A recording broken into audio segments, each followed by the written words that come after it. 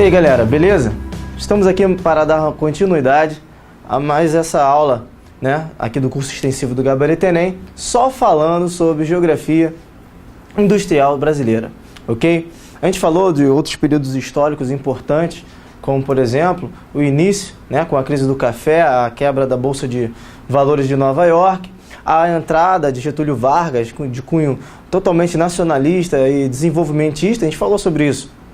Logo depois, né, uma abertura econômica também, né, vinda por Getúlio Vargas. Falamos um pouco antes sobre o Plano SALT, né, do presidente Dutra.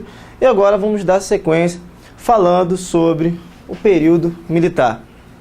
Bem, ao chegar no período militar, boa parte da infraestrutura industrial brasileira ela tinha sido montada, apesar de que havia ainda a necessidade de se fazer alguns investimentos, talvez muitos investimentos, para elevar o Brasil a, por exemplo, como foi no período militar, a nona ou oitava posição de país mais industrializado e país de maior economia do mundo, ok? Então, esse período militar, ele vai compreender aí, quando a gente fala em termos de industrialização, principalmente a década de 70, ok? Onde o Brasil vai passar aí pelo chamado milagre brasileiro.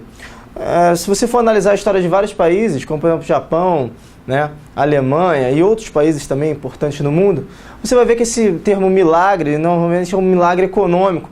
É um período em que o país ele tem um grande desenvolvimento, um crescimento econômico do PIB, normalmente de 8 a 10, a 2 dígitos, né, na porcentagem de aumento do PIB anual. Então, nesse caso, o Brasil crescia a incríveis 9%, em alguns anos chegava à incrível marca de 10%, coisa que a China, né, desde os anos de 80 mais ou menos, vem acontecendo isso com ela, crescimento a 2 dígitos, 9%, 10%, 11%, até mesmo 12%. Então esse termo milagre brasileiro vai se referir exatamente a esse período de grande crescimento econômico do Brasil, que vai levar ao posto de ficar entre as 10 maiores economias do mundo, ok? Isso no período militar, que vai ficar caracterizado por grandes investimentos, principalmente por concessão de empréstimo do FMI, okay, do Fundo Monetário Internacional, e também do BIRD, né, que é o Banco Internacional de Desenvolvimento Econômico e Social. Okay? Vultuosos empréstimos serão concedidos ao governo brasileiro para investir principalmente em infraestrutura. Okay? Construção de hidrelétricas, construção de uma série de outras obras de infraestrutura como estradas, okay? Escolas e outros tipos de infraestruturas que são importantes para qualquer país que quer se inserir na economia globalizada, como estava acontecendo principalmente no início dos anos 80. Okay? Bom, o baixo custo da mão de obra, subsídios estatais, okay? Investimentos em infraestrutura energética, olha só quantas coisas foram fazendo com que o Brasil elevasse de categoria de país somente subdesenvolvido para um país em desenvolvimento, né, como é chamado nos dias atuais pela ONU. Né? Investimentos em hidrelétricas, até a iniciação, né, uma nova iniciação, já que aquela primeira tentativa tinha sido totalmente descartada, de um projeto nuclear com as usinas de Angra dos Reis, aqui no Rio de Janeiro, né?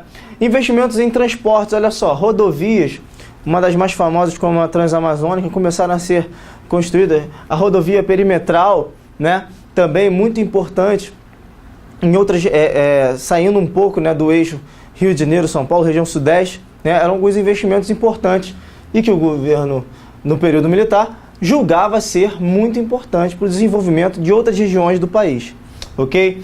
Então, olha só, a própria Transamazônica, a questão da extração de minério, também investimentos, principalmente na década de 70, com o chamado Projeto Grande Carajás, que ali seria, de acordo com estudos, né, geológicos, a região com as maiores jazidas de minério de ferro do mundo inteiro, minerais metálicos do mundo inteiro. Né? Inclusive esse início de exploração dessa região, né, que fica no estado do Pará, mais ou menos ali na região sul-sudeste do Pará, ok? É uma região onde, juntamente com capitais japoneses, o Brasil vai começar a extrair dali o minério, né? Na verdade são minerais vários tipos de minerais metálicos, sobretudo o minério de ferro, ok? Então vai ser uma importante via, né, de extração de minérios ali naquela região, onde vai ser construída também a grande estrada de ferro Carajás, né, que vai ficar sob o comando, né, da Companhia Vale do Rio Doce, né, que até então uma estatal, hoje já foi privatizada, principalmente logo após, né, o governo militar, ok? Então o projeto Carajás, empréstimos que eram retirados, investimentos de capitais estrangeiros, tudo isso fez com que o Brasil, nesse período militar, vivesse esse grande momento econômico, conhecido como o Grande Milagre Brasileiro. Ora, esse Grande Milagre Brasileiro ele vai estar alicerçado em 3 fundamentos, ok? Com certeza isso aí é uma coisa super importante que é muito recorrente. Quais eram esses 3 fundamentos da economia brasileira durante o período militar? A gente chama essa de tríplice aliança, ok? O que significaria essa tríplice aliança? Né? O capital estrangeiro, ou seja, externo, que principalmente depois de Juscelino Kubitschek, onde ele vai abrir as portas do Brasil ao capital estrangeiro, várias empresas e capitais especulativos, né, do sistema financeiro no mundo inteiro vão começar a investir no Brasil, já que o governo brasileiro começa a investir pesado também, né? Então é uma garantia de que o governo está aliançado, ok? Por isso essa tríplice aliança, está aliançado com outros capitais, no caso capital privado. Então o capital estrangeiro vai ser super importante, porque na verdade o capital estrangeiro vai ser o responsável por investir em indústrias de bens de consumos duráveis, ou seja, vamos colocar assim, máquina de lavar, né, eletrodomésticos em geral, televisores, né, são eletrodomésticos, normalmente eletrodomésticos, são bens de consumo duráveis, ok? Bom, partindo daí, nós temos também o capital público. O capital público vai ficar representado pelo dinheiro público, ou seja, investimento do governo. Normalmente o investimento do governo ele vai se dar na indústria de base, extração de minério, extração de petróleo, ok? Toda essa indústria de base, fabricação de motores, né? Algumas dessas indústrias de base foram construídas lá no passado, né? Com Getúlio Vargas, Juscelino Kubitschek, mas principalmente Getúlio Vargas, né? A Companhia Vale do Rio Doce, a Petrobras, são indústrias de base. Por quê? Porque requer um investimento muito alto, ok? E há um grande risco, é um setor de muito risco, porque, por exemplo, você tem uma noção, hoje para você furar um poço de petróleo, você gasta em média 80 milhões, ok?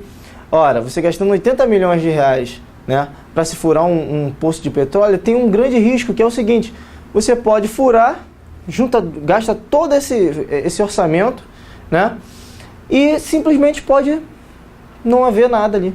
Simplesmente você pode furar o poço e não sair nenhuma gota de petróleo, ok?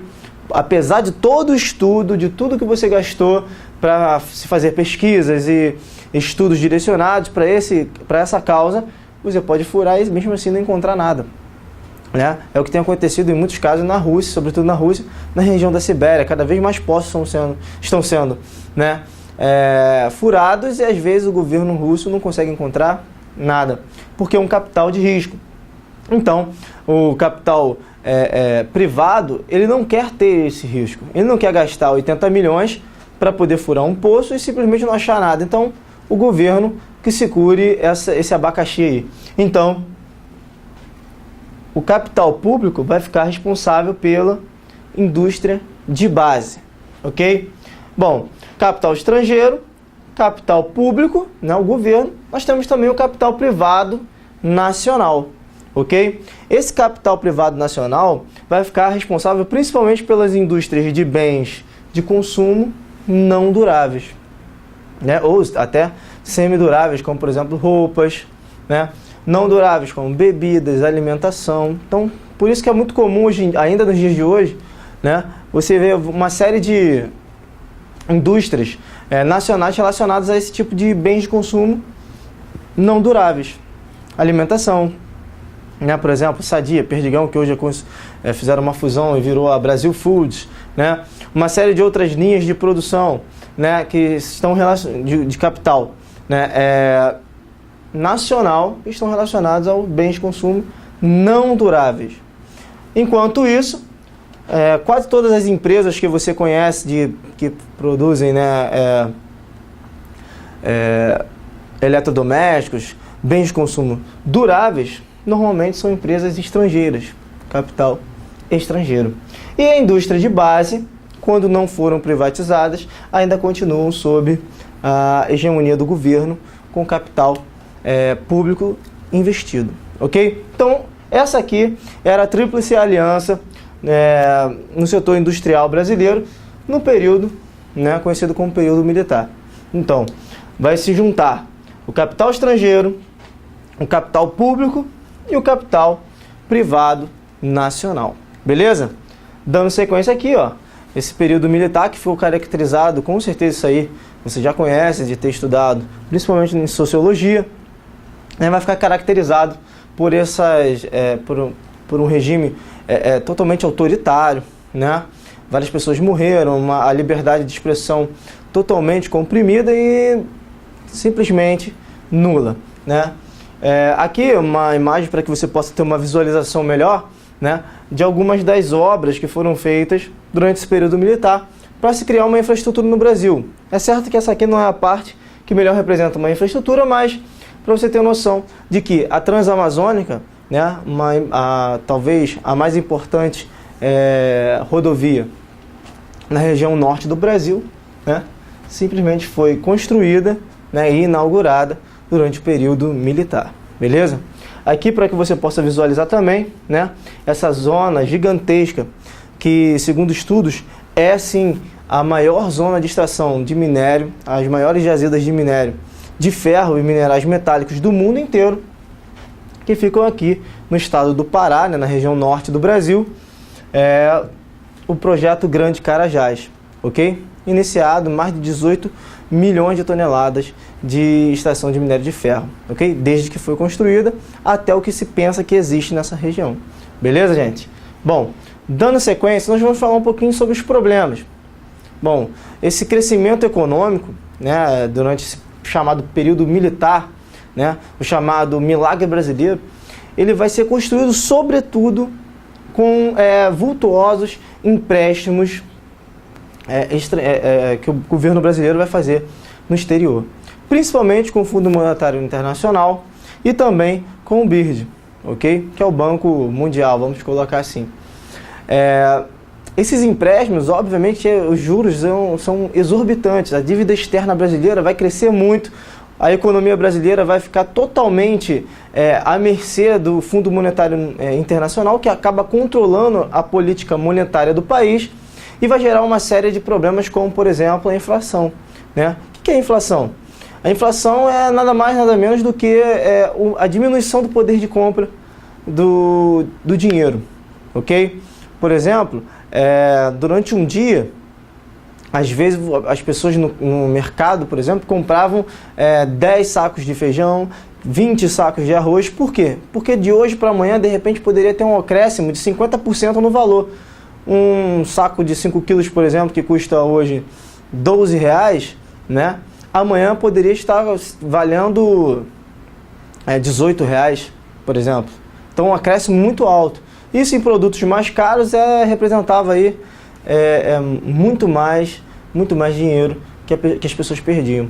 Então, esses problemas, né, principalmente relacionados à inflação, a crescimento da dívida externa e uma série de empréstimos que foram feitos, isso aí vai ser o calcanhar de Aquiles na economia brasileira, que apesar de ter crescido muito, ela não vai conseguir acabar com os problemas sociais, ok?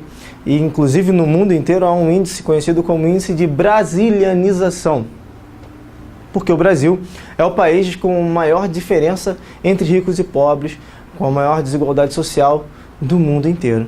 Bom, esse pretexto, né, de crescimento econômico, esse milagre brasileiro, ele vai ser justificado pelo governo militar pela seguinte frase, que ficou muito famosa: é preciso fazer o bolo crescer para dividi-los.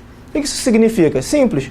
Primeiro, a gente tem que deixar a economia crescer, a gente não pode ficar pensando muito nas questões sociais, a gente tem que desenvolver a economia do país para nos tornarmos e figurarmos, né, entre as maiores economias do mundo, ok? Bom, essa questão de é preciso fazer o bolo crescer para dividi-lo, vai fazer com que a economia brasileira cresça cada vez mais, mas sem pensar nas questões sociais. Então, ó, esses empréstimos que vão aumentar cada vez mais essa dívida externa também, vão gerar uma série de problemas, como a inflação. E quando a gente fala de inflação, quem sofre mais, obviamente, é quem tem pouco dinheiro.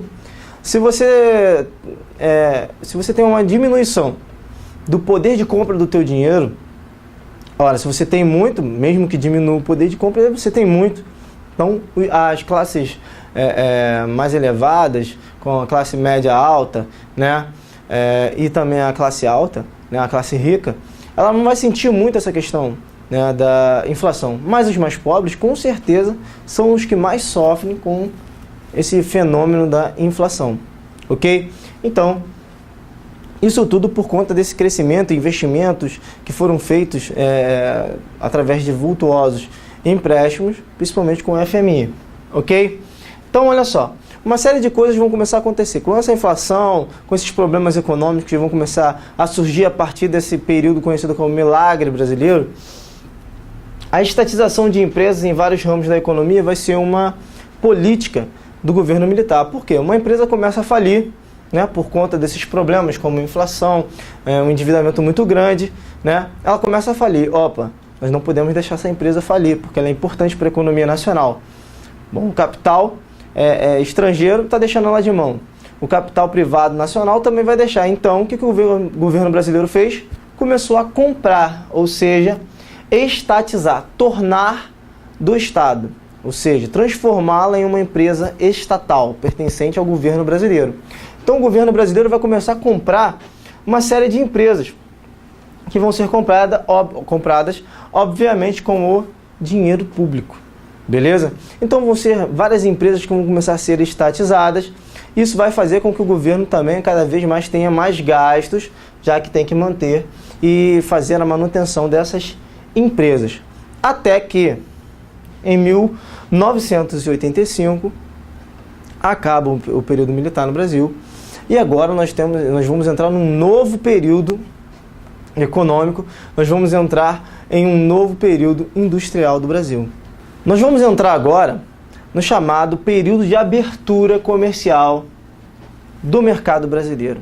Ou seja, é um período logo após o fim do regime militar, né, que apesar de ter construído uma grande infraestrutura, com certeza baseado em todos esses empréstimos que eles fizeram para poder investir no Brasil, o Brasil agora vai estar com uma melhor infraestrutura para receber cada vez mais empresas mais modernizadas, ok?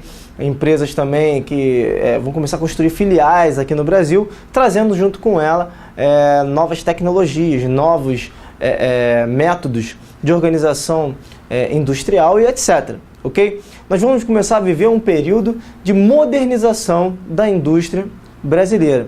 Ok? Uma indústria sucateada que agora vai começar a passar por esse processo de industrialização moderna. Ok?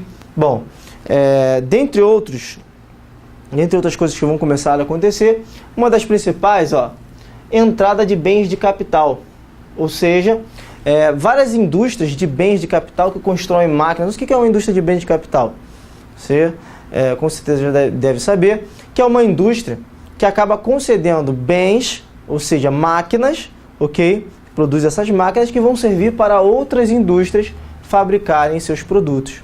Né? É uma máquina que corta o ferro, é uma máquina que solda, pode ser um trator, por exemplo, ok? Pode ser um computador também. É uma indústria de bens de capital. São indústrias que produzem máquinas que vão servir, né, para outras indústrias fabricarem seus produtos. Beleza? E também bens de consumo duráveis, cada vez mais. O Brasil vai se tornar, a partir desse milagre brasileiro aí do período militar, o foco de investidores internacionais.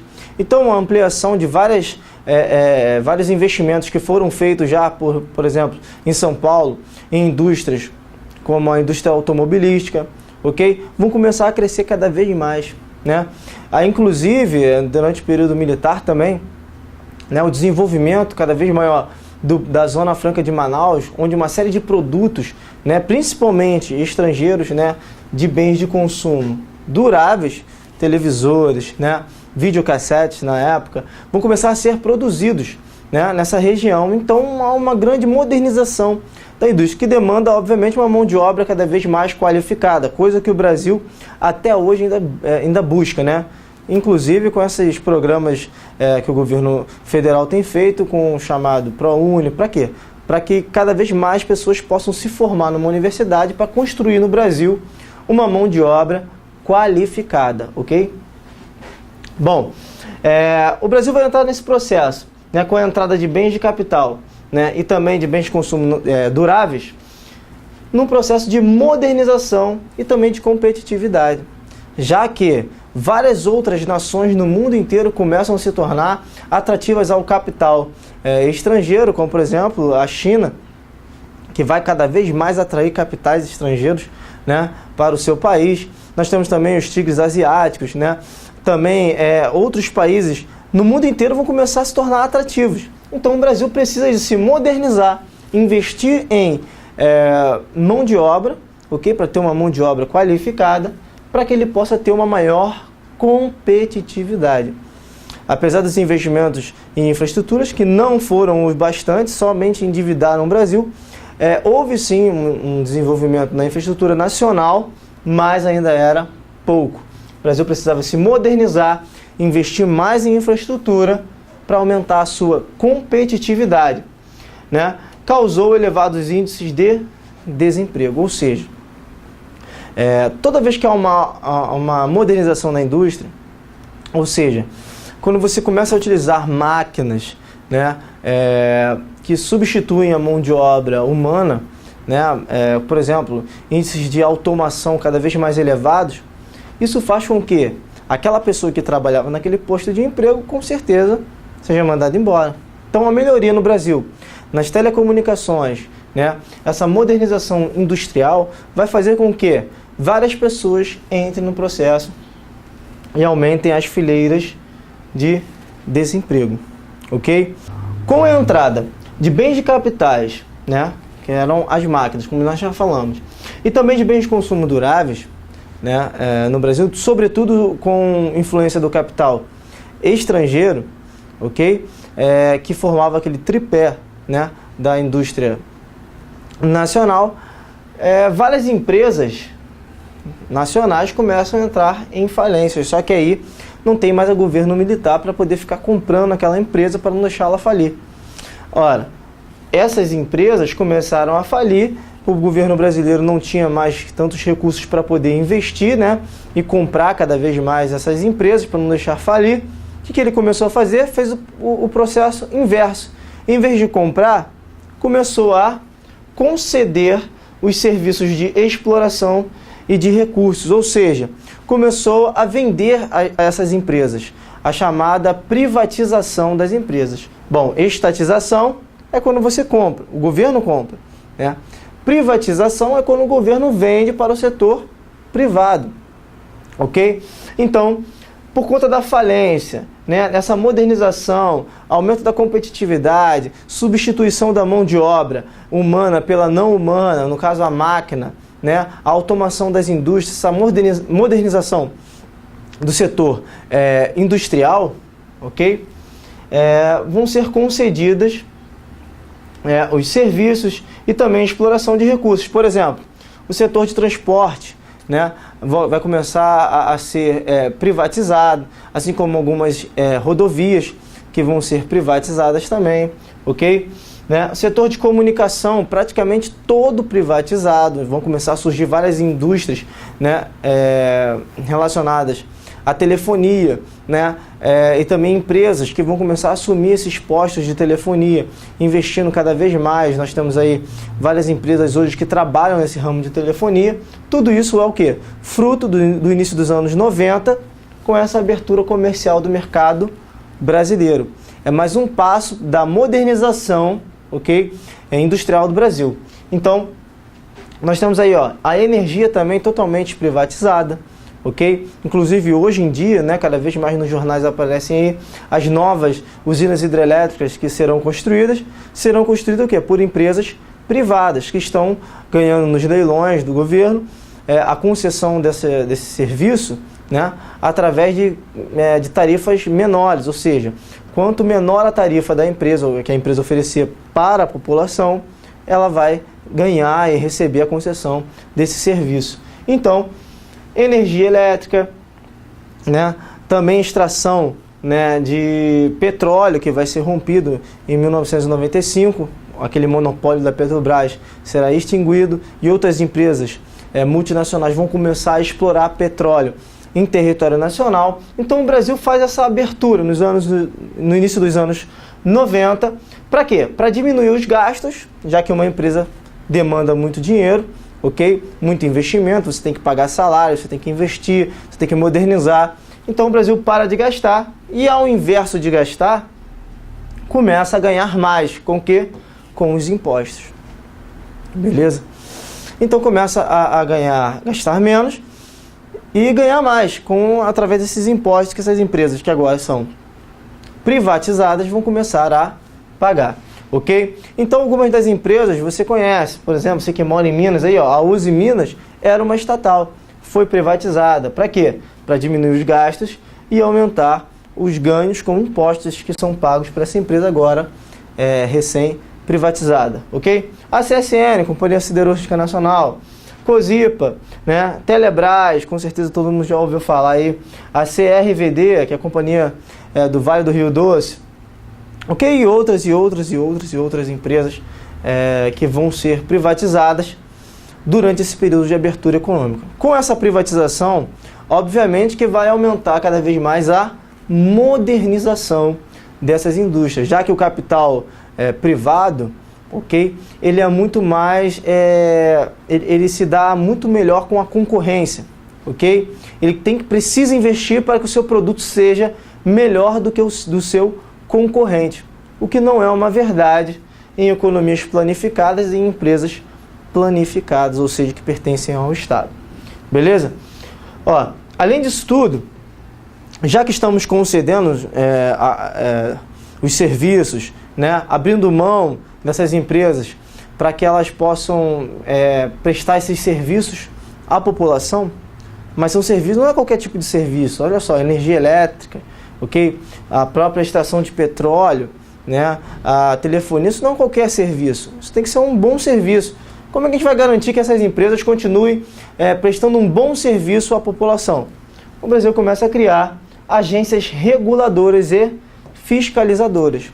Algumas delas você já conhece: a ANEEL, a Anatel, a ANP, a NTT e outras empresas que vão começar a investir na fiscalização, ok? Dessas outras empresas que foram privatizadas. Beleza?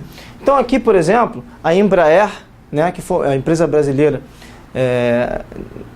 de aeronáutica, né, a construção de aviões cada vez mais sofisticados, principalmente para a aviação civil, mas também hoje em dia para a aviação militar, principalmente com os não tripulados, ok? Inclusive tem passado por um processo de venda aí cada vez maior com o governo dos Estados Unidos, né, através de uma licitação, e talvez ganhe.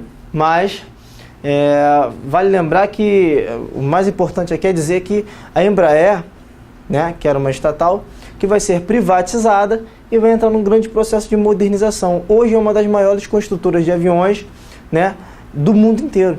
Ou seja, uma indústria de tecnologia de ponta, ok, aqui no Brasil, onde nós temos o maior orgulho de ser uma indústria nacional. Então, aqui, né, o galpão onde são construídos esses aviões, né, demonstrando aí, por exemplo, como nessa foto, né, a capacidade e a modernização da indústria brasileira em produzir esses produtos de grande valor agregado. Beleza? E aqui, né, para que você possa visualizar e talvez até relembrar algumas empresas reguladoras, ok? Que acabam fiscalizando essas outras empresas que foram praticamente quase todas privatizadas. Então aqui, ó, Agência Nacional de Águas, né, a Ancine, que já está relacionada ao cinema, né, a ANAC, de Aviação Civil, né, a ANS, Agência Nacional de Saúde Suplementar, a Anatel, de Telecomunicações, né, a ANEEL, de Energia Elétrica, a ANP, a mais famosa de todas, né, Agência Nacional de Petróleo, e outras agências fiscalizadoras que o governo brasileiro vai criar. Beleza, pessoal? Bom, aqui a gente vai dar uma parada, beleza? Informações assimiladas, a gente volta num próximo bloco só falando sobre a industrialização brasileira. Beleza, gente? A gente volta já.